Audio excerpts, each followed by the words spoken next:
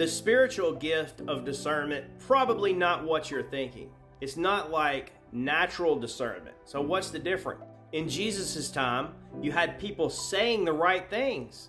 In Jesus' ministry, he was going up against people that said the right things. They honored God with their mouth.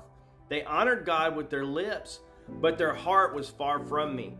So spiritual discernment is needed when people are saying the right thing or things look good. They may be even just saying exactly the right thing, but their heart is not in it. There's no meaning. They're just mimicking words. The intent behind it is totally the opposite. Now, that may lead you into learning more about what they're saying, or the Lord may take you into some scriptures that maybe you didn't know about before, and you may find out that, oh, they're teaching doctrines of men. But on the outside, it sounds good. Now, this is not just studying and using natural discernment, knowing your doctrine and then putting it up against this other doctrine and going, oh, well, I have spiritual discernment. No, that's good. There's nothing wrong with natural discernment, but I'm just saying the gift of spiritual discernment is two different things. And a lot of people claim to have the gift of spiritual discernment when they're just operating in natural discernment that, any natural person has. Now, the gift of spiritual discernment, discerning spirits, that's for everybody. That's not just for the select few. That's for everybody when you're learning to depend on the Holy Spirit. Now, I know people will disagree. That's a different teaching, but it's for everyone. I'm not talking about some super apostles here. Now, a lot of people will agree with everything that I just said earlier, and as long as we're looking at it in theory, as long as we have our virtual reality theoretical glasses on, they'll agree with me. But where the problem comes in is when that hits reality and you look at reality. So let's look at some actual practical reality examples of spiritual discernment. Chiropractic care. Now, I'd always been interested in chiropractors and going to chiropractors, maybe even going to school to be one. Always been interested in that sort of thing.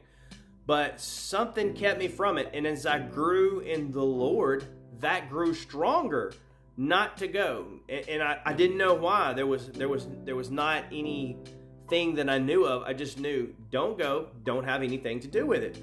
Well, later on, I learned that chiropractic care, the founder of it, claims to have received all his information about how to treat people from a ghost at a seance. In other words, a wicked spirit at a seance supposedly taught him these things.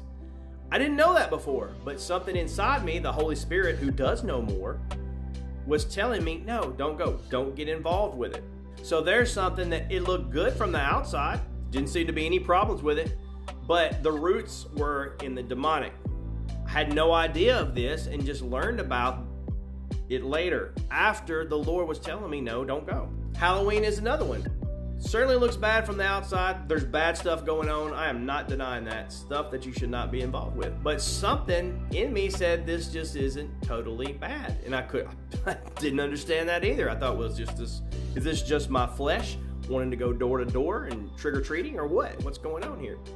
Well, lo and behold, I find out that, hey, Halloween is based in church holidays, actual church holidays.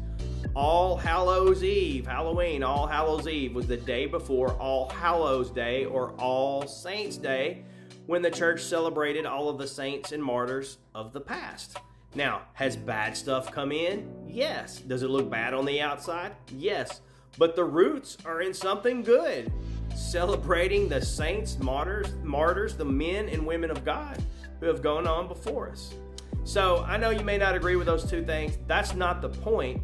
But the point is that the Spirit led me to something that looked the total opposite to my natural eyes, to my natural understanding. And that's spiritual discernment. There's just a knowing that's inside of you despite what you see. Hope that helps. God bless you. P.S. As the day of the Lord comes nearer and nearer, as it gets into the end times, whether we're in it or not, you're going to need to have discernment. You're going to hear people saying the right things. You're going to see them look like doing the right things, but the Holy Spirit is going to have to witness to you if they're a genuine brother or sister or not.